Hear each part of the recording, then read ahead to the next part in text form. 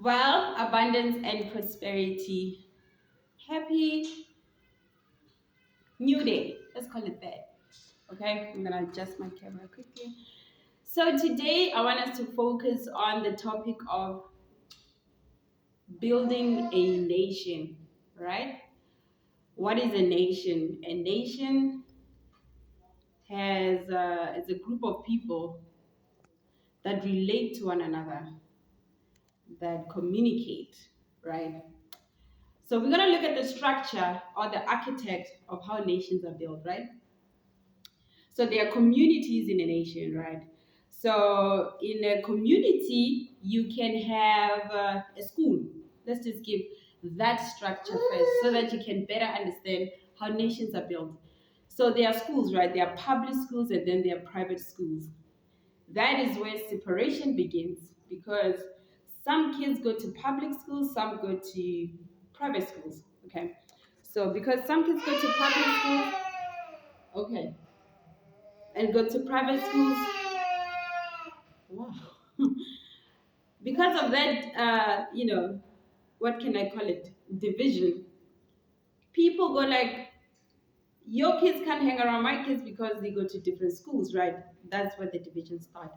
And then there is a uniform for school, right? And then you exit school, you go to corporate, right? There's a uniform for corporate too. It's called Zara, H&M, and all these other brands, right? And Zara has the most boring clothes I've ever worn in my life, okay? It really lacks that spice in it. It doesn't have the African feel. But that's a uniform for corporate, right? And then you go to another level. There's a uniform for celebrities now. So if you're a celebrity, your uniform is mostly Gucci, Louis Vuitton, and all these brands, right? Because why? You can't wear Zara anymore. Now you feel like, I'm at a specific level, I need to wear this. And then if you're an influencer, then your uniform is Shein and Temu and stuff like that. And then you have the spiritualist. What I'm trying to make you aware is that at each and every level, you are transferring wealth, right? You're just not aware of it. When you start with school, you're transferring wealth to schools, right? Schools like Kuro cost like 100,000 and more, and then the public school may be less than that. But either way, you are transferring wealth. Then you go to corporate, you're transferring wealth to Zara, these boring companies that has boring clothes. And then you go up again. As a celebrity, you are transferring wealth to Louis Vuitton, Armani, and all these other companies, right? And then you have the woke people who design their own clothes, who wear their own clothes, and then they try to teach you something, right? But you're so programmed to think that being rich is being flashy.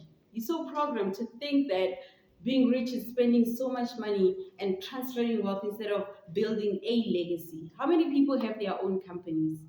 Almost zero. Whenever a person says they are an entrepreneur, they are already like, why are you an entrepreneur? Get a job. Get a job. Why? Why should I get a job? Tell me. Isn't it that when I get a job, I am promoting a company if I get a job in a black company, I'm excited about that, hey? Because I'm transferring my wealth and skills to grow a black community that I know that my black children are going to profit from, are going to benefit from in the future. If I'm building my own legacy, I'm building a legacy for other people too, right?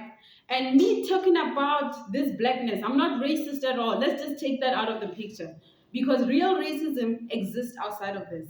I'm talking about self. I'm talking about the knowledge of self. I'm talking about self-awareness. I'm talking about the awareness of the entire system, how it is built. When you speak about racism, they call it, oh no, you just focus on the bad. How? How am I focused on the bad when I get fired for vocalizing my opinion? How do I focus on the bad when companies like Discovery will tell me, hey, before you attend this interview, make sure that your hair is straight back and then we don't want to see parts of your hair. At that time, I had an afro. How is that racism? How is that racism when companies like Discovery will tell you you need to get vaccinated before an online interview? How is that racism?